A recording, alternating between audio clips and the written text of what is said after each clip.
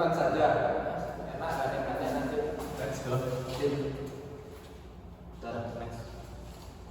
Selamat pagi semuanya, halo. Kita di sini bakal ngejelasin apa itu mesin penepung. Sebelumnya perkenalkan dulu, nama saya Nia Periano dengan akhir NIM 56. Saya Tuwiradana dengan akhir NIM 6. Saya Imadi Pujasa dengan akhiran NIM 50. Saya Julia Pinauli Sekolah dengan akhiran NIM 28. Saya Mamita Prasansa dengan akhiran NIM 52. Saya Rizky Agape Valentino dengan NIM 34. Jadi di sini kita bakal ngejelasin definisinya terlebih dahulu. Kita bakal ngejelasin sama teman saya.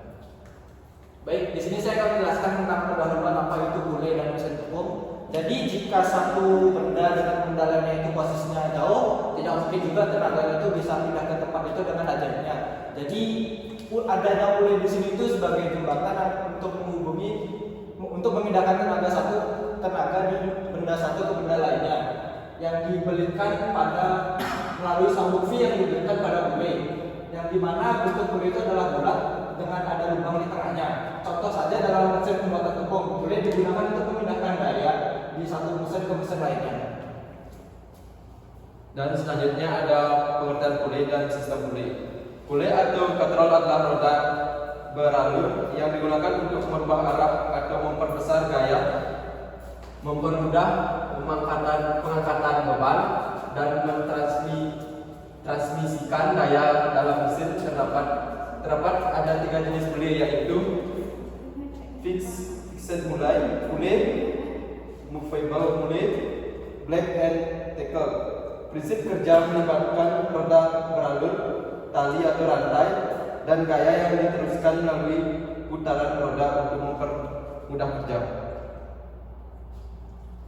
Mesin pembuat tepung. Mesin pembuat tepung adalah alat untuk menggiling bahan baku garam menjadi tepung halus seperti jagung, beras, singkong, kedelai, dan biji-bijian. Mesin ini membantu petani, peternak, dan pelaku usaha makanan untuk mengolah bahan baku menjadi tepung dengan lebih mudah, cepat, dan lebih hemat.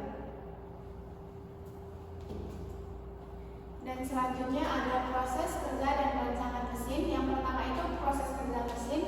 Yang satu komponen utamanya pada di sini motor penggerak, sprocket, roller penggiling, hopper atau corong pemasuk, saringan dan saluran penampung tepung. Dan yang kedua alur kerja. Yang pertama bahan baku dimasukkan ke hopper, roller menggiling bahan hingga halus, hasil gilingan disaring dan ditampung melalui saluran penampung. Dan yang selanjutnya itu rancangan mesin, menganalisis elemen-elemen mesin, struktur dan komponen, merancang rangka dan sketsa mesin, membuat komponen sesuai spesifikasi bahan yang aman dan efisien, dan yang terakhir merakit komponen menjadi mesin utuh dan melakukan uji kelayakan.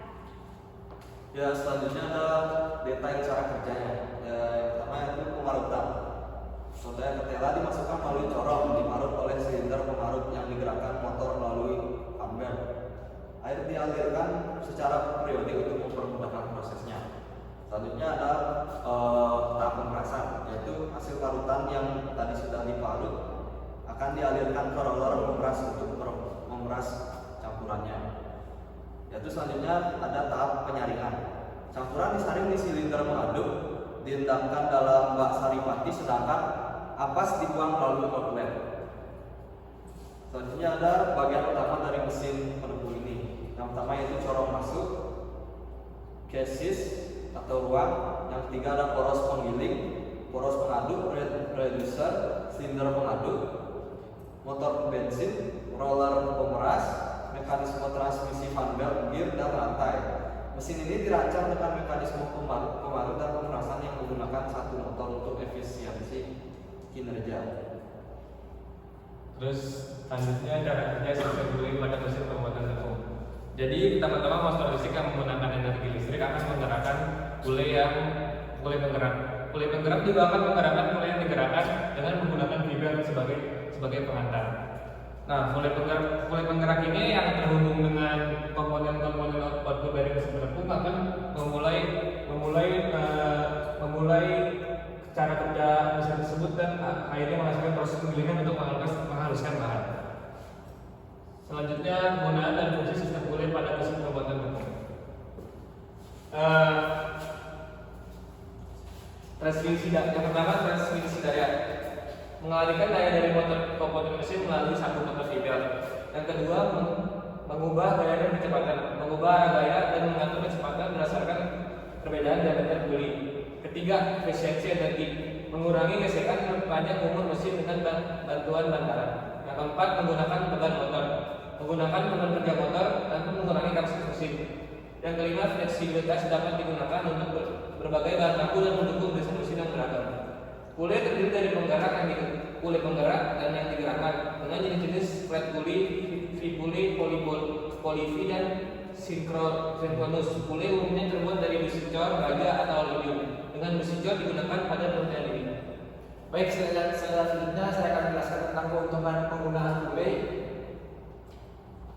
Di sini ada 4 keuntungannya, yaitu 1 mengubah gaya angkat, kedua mengubah gaya yang dimana jika pulenya kecil akan menghasilkan efek yang beda dan tidak pulenya gede itu akan menghasilkan efek yang beda juga. Setelah itu ada memindahkan tenaga, menghubungkan satu bagian ke bagian lainnya. Setelah itu meminimalkan gesekan, yang dimana penggunaan bantalan bisa meminimalkan gesekan. Nah, yang terakhir ada kesimpulan. Pule adalah roda beralur yang digunakan untuk merubah arah dan memperbesar gaya, mempermudah pengangkatan beban, serta mentransmisikan daya dalam mesin pembuatan tepung. Pule menghubungkan motor penggerak dengan komponen lainnya melalui sabuk, memungkinkan transmisi tenaga yang efisien. Sistem pule meningkatkan kinerja mesin dengan mengatur gaya, mengurangi gesekan, dan mendukung efisiensi penggilingan.